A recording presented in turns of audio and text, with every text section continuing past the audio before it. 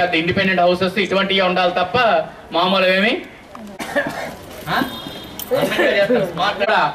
Digital అయిపోతారు. నిన్న ప్రధానమంత్రి డిజిటల్ ఇండియా వైపు రావాలి. మోడీ కార్మిక వ్యతిరేక విధానాలకు వ్యతిరేకంగా అఖిలపక్ష కార్మిక సంఘాల ఆధ్వర్యంలో సెప్టెంబర్ 2న ఆల్ ఇండియా స్ట్రైక్ జరగబోతోంది. ఆ స్ట్రైక్ని జయప్రదం చేయాలని చెప్పి కార్మిక వర్గానికి సిఐటిగా పిలుపునిస్తున్నాం. అలాగే ఈరోజు మధురవాడ ప్రాంత సిఐటియు మహాసభలు జరుపుతున్నాం. ఈ ఏరియాలో ఉండే కార్మికుల సమస్యల్ని పరిష్కరించేందుకు సమర్థవంతమైన నాయకత్వం ఎన్నుకునేందుకు ఈ మహాసభలు జరుగుతున్నాయి.